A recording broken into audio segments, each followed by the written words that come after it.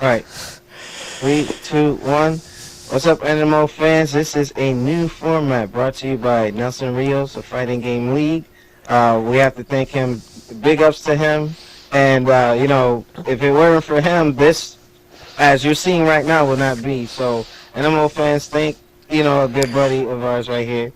We have nMo on our new live thing. We're still working out the kinks. We're trying to do like a weekly schedule, so probably like on a Wednesday or Thursday when not a lot of things are going on. I know there's Wednesday night fights, so probably Wednesday might not be the best day, but we're going to try and hit a couple of things. But this is now nMo Live, and this is just another step in the evolution of the show. So those making those comments like, yeah, you've been on for 6 years and you're still using, yeah, you know what? Now I have extra help. So you're seeing the fruits of that labor.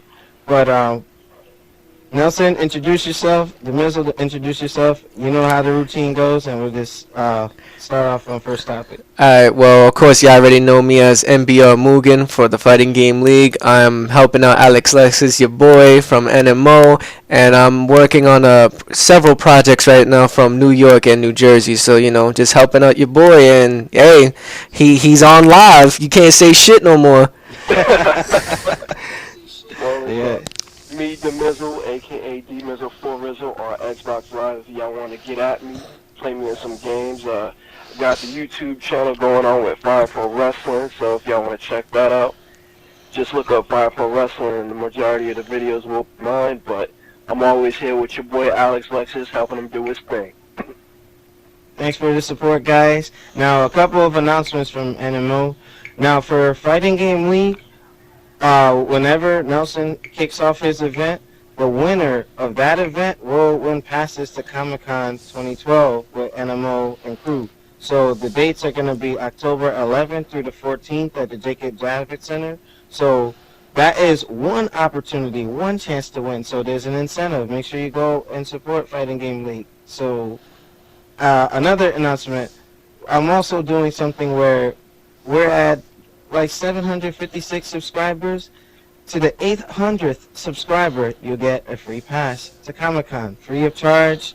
It's all on nMo. We have our press passes and everything. So just like we did with a couple of tournaments ago with KOTC Nation, we gave out 2 passes, and one of the guys came out. We met him there, and we were just like, hey, you get to go 4 days for free under the nMo umbrella. So take advantage of that. Your first opportunity is at Nelson Rios' event. Whoever wins, I'm just going to get the names, and then we'll put you on the list, and we'll take you out to New York City. How do you feel about that, Nelson? Yeah, that sounds like a plan, man. I'm all up for it. Like I said, as long as people understand, what they got to do. Yeah, so if you're going out there, make sure you play to win, because when we had one of our events, those guys were playing their asses off to go to Comic-Con. You should have seen it. It was too funny. But, okay, now we're going to hit one of the topics that I had in mind. Now, what is everyone's reaction to Ono-san stepping down as producer of the Street Fighter series temporarily? What do you think triggered this? I know that his health and everything played a huge part in it, but do you also think it might be the negative backlash that has been going on with the community? I'll let nMo talk first, and then Nelson. The main reason, because he was the golden boy when Street Fighter 4 came out. He could do no wrong, and you saw him everywhere. But then the debacle with Street Fighter Cross Tekken and the downloadable content already on the disc, and the glitches on the Xbox 360 version, and now he's public enemy #1 in the fighting league community. And so I don't blame him for taking a step back to analyze where it went wrong at. And maybe he'll come back in the future, because there's supposed to be another Darkstalkers game on the horizon, so maybe he'll be back in time. We'll see. We'll see. Yeah, that's supposed to be on the horizon, but with him out, who knows what's going on with that now.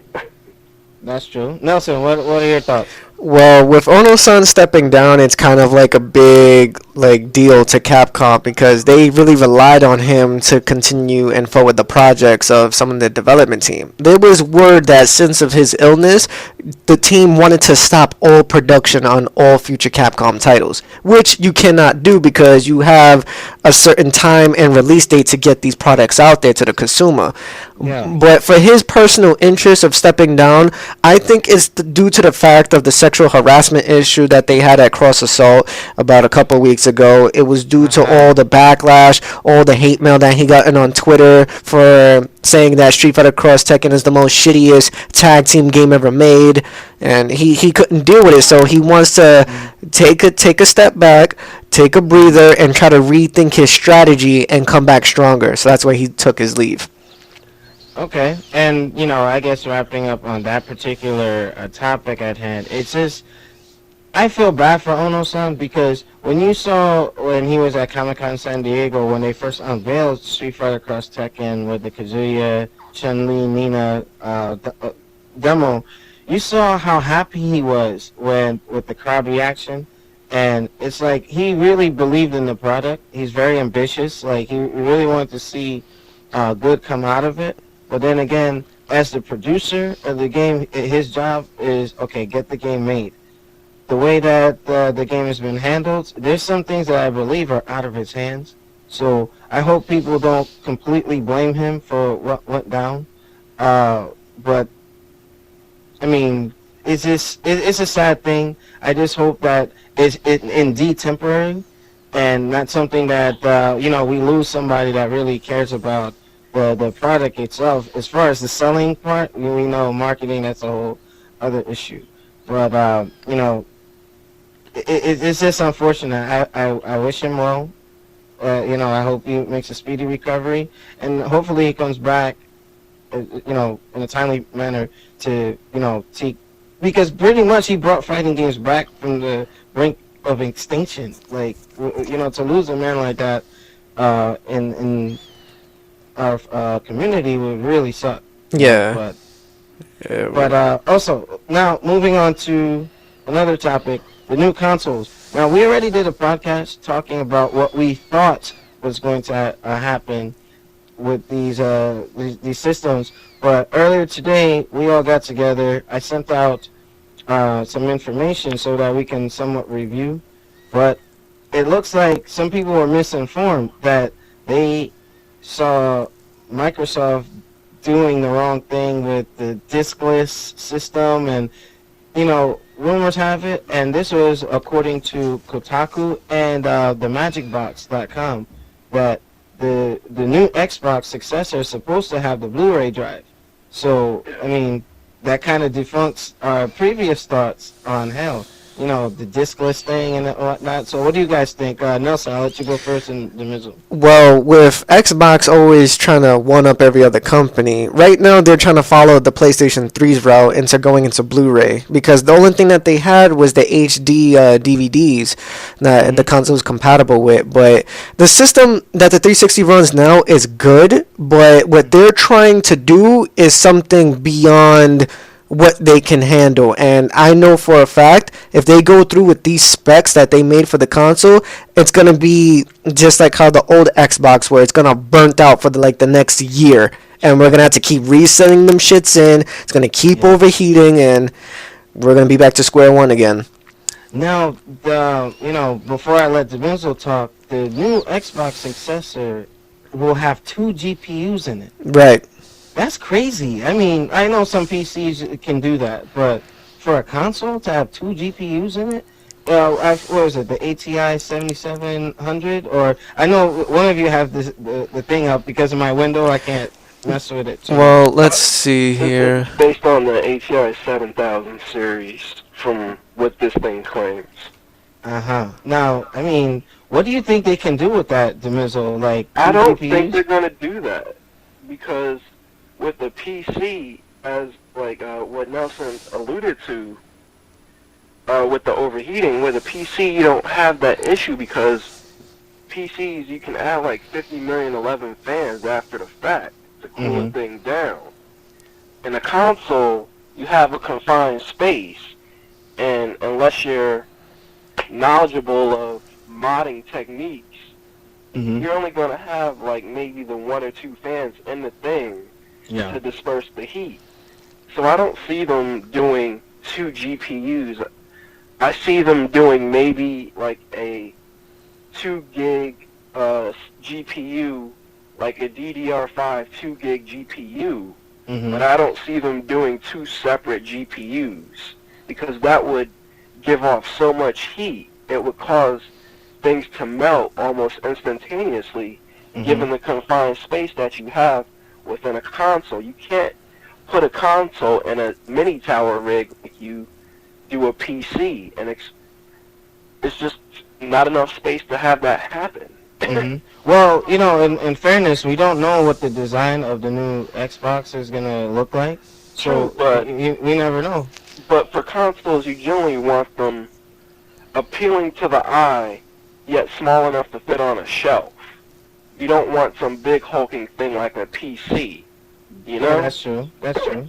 Nelson, what do you think? No, I do agree with him, because there's honestly the output that it's trying to push right now. Because if I read the specs here to overread, it's gonna have 2 GPUs equivalent to an AMD 7000. Series, yeah. Like that's like, as far as I know, because I'm a computer geek. That's how I have this stream provided for you guys, and I have that in my console, and it's barely not overheating because I have like 8 fans in there.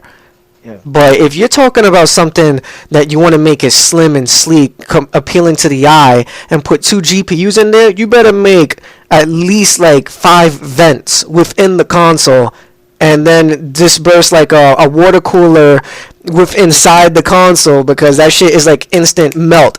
Like as soon as you touch it, it's gonna be like some Terminator shit. It's gonna blow up in your fucking face. Well, and when they start going that route, the cost on the console could go up. And hell, if they're not properly making vents, it'll end up like another Neo Geo. Now, Demizzle, remember we were reading back years ago that they had Neo Geo systems melting on customers, like flat out melting on people. Those were the CD-based consoles, because even though they were like 1 and 2 speed CD drives, there weren't enough ventilation in the console itself, and they had to eventually release a revision to that console because the circuits and the motherboard were frying like under the heat, because there was no ventilation on that. Okay. Well, another thing about the new console is for the Xbox, it's now supposed to be something where it's going to be a mandatory requirement to have internet. What do you guys think about that, Demizzle? I don't think that's going to happen, simply because they would cut off like a good portion of their North American potential audience, because in Middle America, you don't have there's limited access to high-speed internet. Like, you have to rely on things like satellite internet and wireless cell phone internet. And Microsoft realizes this, and it's not gonna, I don't see them doing a like Steam thing or an Origin thing where you have to maintain an internet connection at all times to play the game to prevent piracy, because that would just shut them out from a great deal of potential customers. Okay, Nelson, what are your thoughts? Well, for that internet thing, that's a no-no, because one, I see here that they're trying to use that method to prevent piracy. That's not going to stop them. I don't know. Honestly, like, I swear to you, Microsoft, listen to your fans when I'm saying this. That shit is not going to work. You're basically making it easier to pirate your games now if you're requiring internet access at all times. That means I don't even need to use my computer no more. I can just do it straight from your console and hack it. Come on, like you just made this shit easier for us. Like you just gave us the dev tool to do it. You know what? If that's the case, they might as well just stick Internet Explorer on the consoles, because I mean, might as well. They fear that it's gonna open the door for hacking and all that. I mean, I get what they're trying to do, but it's like it's not something that they can guarantee, because there's nothing that I know in the works that can do that now. There's no such thing. So for them to really put all their money and wages on this little method to prevent piracy, good luck, Microsoft. I guarantee this is going to be the beginning of hell for you. But